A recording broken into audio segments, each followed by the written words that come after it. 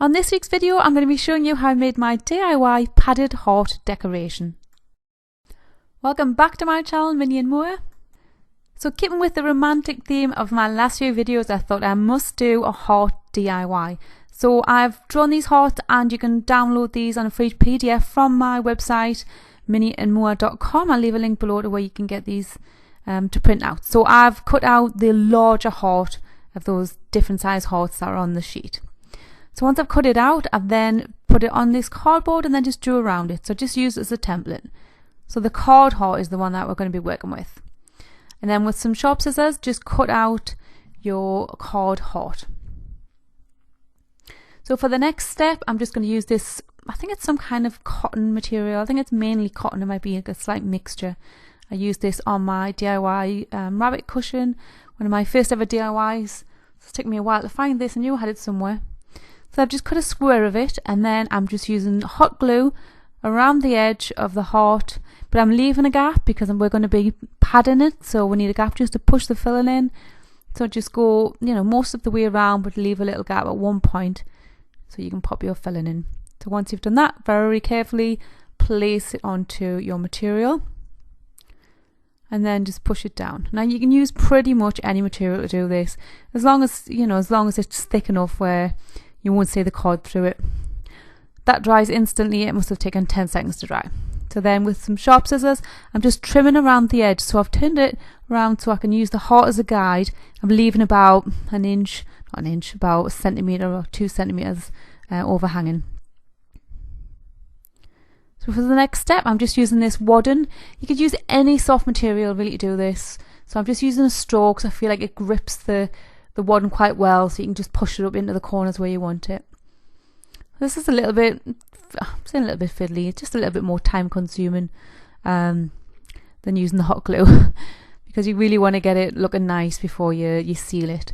So once you've got it looking nice and padded, just the way you want it, just use some hot glue and then just seal up that little end bit that you left open. And that's it. Once that's dry, that's your little kind of padded heart created. Now we're just going to put like a nice rustic hessian border around the edge. So again, hot glue. Now sometimes what I do is I'll just glue half of something and then glue it down because the glue dries so quickly for one, and sometimes when you're using the hessian it's a bit tricky because the glue goes through the hessian. So sometimes it's easier just to do a section at a time if you can. Just remember not to be tempted just to push the hessian down. You need to make sure you flip it over first and then push it down, or it might come through and burn your fingers. So once that's dried, well, you don't really have to wait for it to dry. Oh, forgot about this little bit. Little bit on there. Hope I've got enough glue to finish these hearts because I've got 4 to make and I'm kind of running low.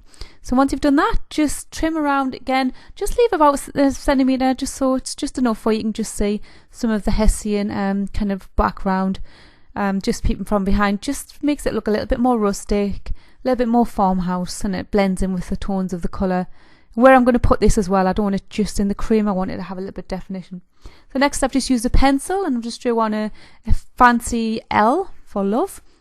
And then I've just used a Sharpie. Let me see what I used. I used a bronze metallic Sharpie marker. So it's got quite a fine point, but I mean it did bleed slightly into the material, but not so much where I'm bothered about it. It's give it a slightly vintage look. And then I just used it to go around and do some fake stitches.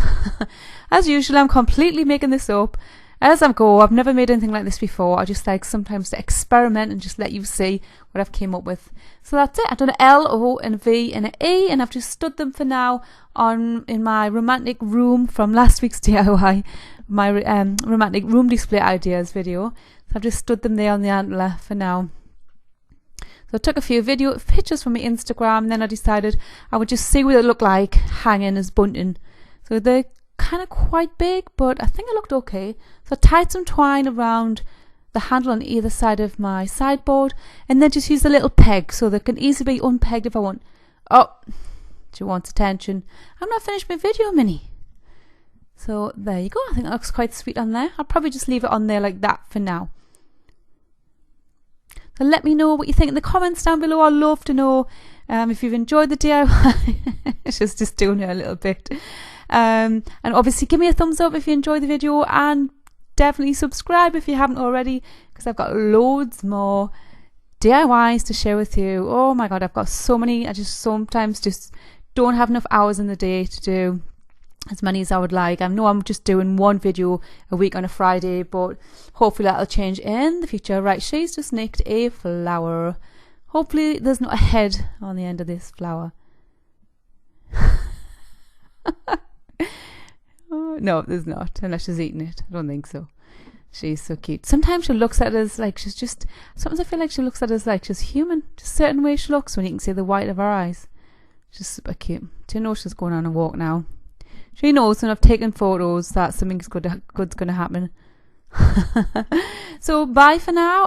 Hope you had a lovely Valentine's Day yesterday, and hope you enjoyed my romantic kind of last 3 DIYs. So I'll see you again on Friday. Bye.